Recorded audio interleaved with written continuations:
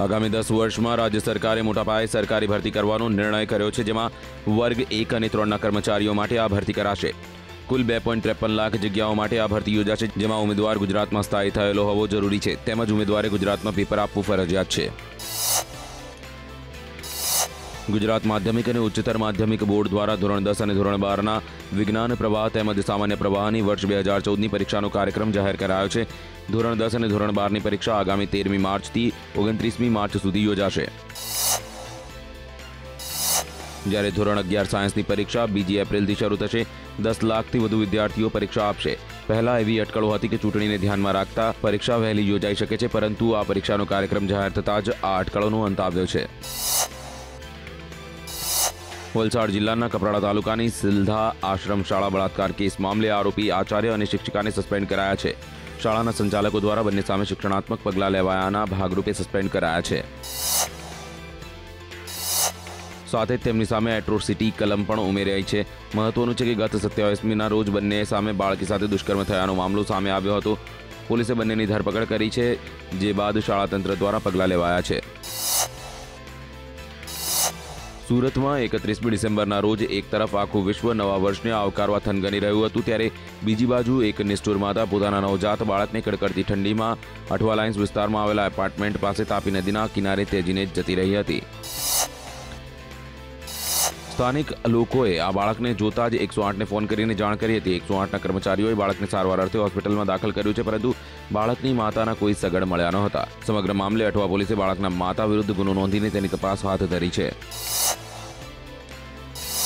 ભાજપના પૂર્વ ધારાસભ્ય કનુભાઈ કલસરિયા હવે ગુજરાતમાં આમ આદમી પાર્ટીનો મોટો ચહેરો બન્યા છે। અમદાવાદ ખાતે આમ આદમી પાર્ટી દ્વારા યોજાયેલા એક કાર્યક્રમમાં આપની ટોપી પહેરીને આવેલા ડોક્ટર કલસરિયા વિધિવત રીતે પક્ષમાં જોડાયા છે। કનુભાઈ કલસરિયા ભાવનગરની મહુવા બેઠકના ભાજપના પૂર્વ ધારાસભ્ય છે। વિધાનસભા 2012ની ચૂંટણી પહેલા તેમણે ભાજપ છોડીને સદભાવના મંચ નામે પક્ષની રચના કરીને ચૂંટણીમાં ઝંપલાવ્યું હતું, જોકે તેમાં તેમની હાર થઈ હતી। દિલ્હી વિધાનસભાની મળેલી જીત બાદ આપ પાર્ટી પોતાના વિસ્તરણમાં લાગી ગઈ છે। આપ પાર્ટીનું ગુજરાતમાં અત્યાર સુધી કોઈ ખાસ નોંધપાત્ર અસ્તિત્વ નહોતું, ત્યારે આપ પાર્ટી ગુજરાતમાં પણ પોતાના મૂળિયા ફેલાવી રહી છે। આપની નજર ગુજરાતમાં ભાજપના પૂર્વ ધારાસભ્યો પર લાગેલી છે, જે અંતર્ગત હવે લાઠી લીલિયાના પૂર્વ ધારાસભ્ય હનુભાઈ ધોરાજીયાને આપમાં જોડાવાની રણનીતિ તૈયાર થઈ ચૂકી છે। હનુભાઈ પણ આપ પાર્ટીમાં જોડાવા થનગની રહ્યા છે।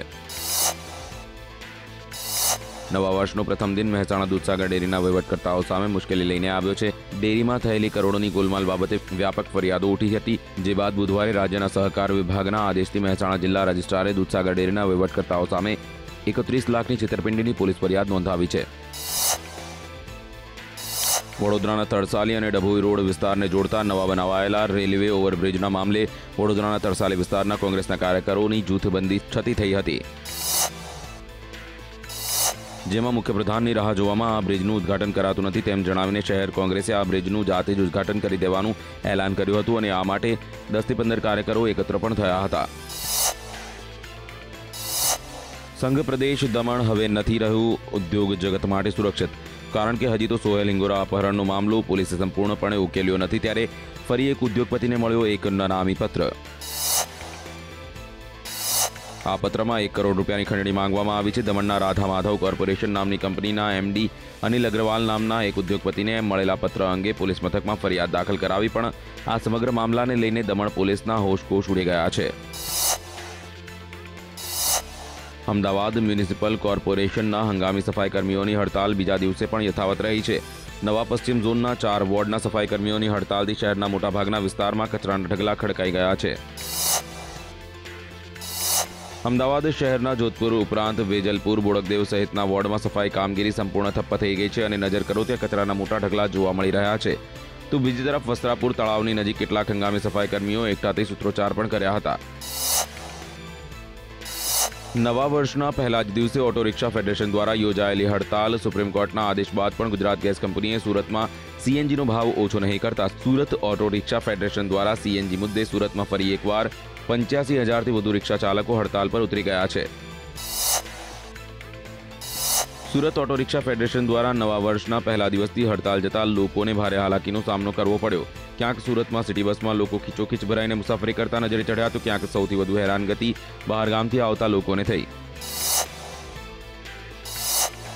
રિક્ષા હડતાલ મુદ્દે રિક્ષા ચાલક અને મુસાફરો વચ્ચે રકઝક થઈ હતી, જેમાં 2 મુસાફરોએ રિક્ષા ચાલક સાથે મારપીટ કરી હતી અને બંને મુસાફરોએ મળીને રિક્ષા ચાલકોને માથાના ભાગે ઈજા પહોંચાડી હતી.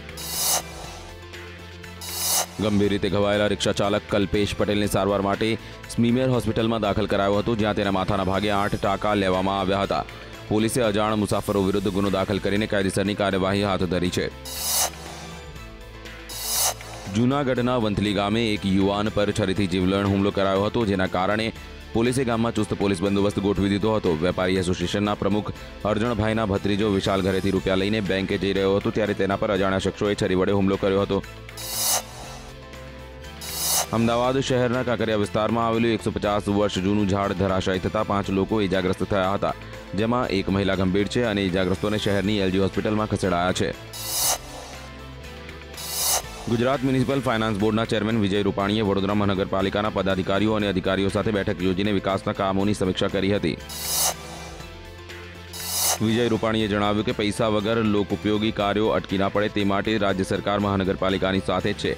વડોદરામાં આવેલા તળાવોનું નવીનીકરણ કરવાની સાથે આજવા ગાર્ડનને આધુનિક બનાવવા સહિતના સંખ્યાબંધ પ્રોજેક્ટ માટે સરકારે કોર્પોરેશનને સહાય કરી નવા પ્રોજેક્ટ શરૂ કરશે.